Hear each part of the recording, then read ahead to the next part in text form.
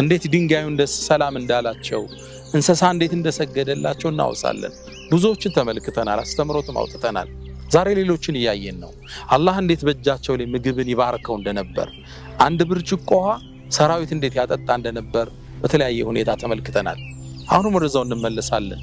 ገዝወቱ ተቡክ ላይ እንገኛለን። መልእክተኛው ከአረቢያው ምድር ወደ ውጭ ያደረጉት የጦርነት ጉዞ ነው። በርካታ ተአምር የተከሰተበት ነው የተቡክ ዘመቻ። ከሰሃቦች ጋር እየሄዱ ታውቁታላችሁ፣ የአረቡን ዓለም ሙቀት ይበዛበታል፣ ሐሩር ነው፣ በረሃ ነው፣ ምድረ በዳ ነው። በዚህ ሰራዊቱን ይዘው ተንቀሳቀሱ። ሰሃቦቹ ባልደረቦቻቸው አብረዋቸው እየሄዱ ነው። ቆሙናም ተናገሩ። እናንተ ነገ ጧት ረፋዱ ላይ አይን ተቡክ የተቡክ ምንጭ ላይ ትደርሳላችሁ። ውሃ አለበት የሚባልበት አካይ ነው።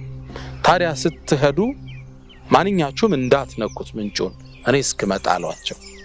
ሰሃቦቹ ተንቀሳቀሰ ሰራዊቱ። ልክ ባሉት ኤግዛክት ታይም ጠዋት ላይ ሰራዊቱ ምንጩ ላይ ደረሰ።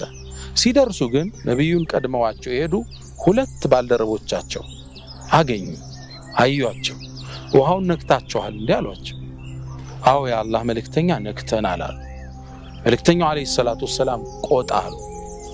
የመልእክተኛውን ትእዛዝ ባለማክበራቸው ገሰጿቸው። የነገሯቸውን ባለመስማታቸው ተቆጧቸው። ከዛም ሰሃቦችን ጠሩና እነ ሙዓዝን ከዚህ ውሃ ቀርታችሁ አምጡልኝ አሏቸው። ውሃ የለውም ምንጩ። ትንሽ በእጃቸው እያወጡ በቃ አድርገው ወደ መልእክተኛው አመጡላቸው።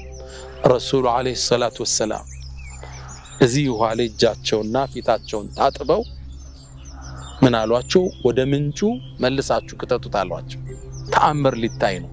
ያ ሁሉ ሰራዊት የሚጠጣው የለውም፣ የውሃ ጥም ላይ ደርሷል። ከዛም ውሃውን ወስደን ይላል ዘጋቢው ምንጩ ላይ ስንከተው ምንጩ ልክ እንደፈነዳ ታንከር ጮኸ ይላል። ከሰውት ሰዋዒቅ ነው የሚለው፣ የመብረቅ ነጎድጓድ ይመስላል። ውሃው ፍ ብሎ መውጣት ጀመረ። ትልቅ ምንጭ ወጣ። በርካታ ውሃ መፍሰስ ጀመረ። ያ ሁሉ ሰራዊት ጠጣ፣ ጠገበ፣ ጥሙ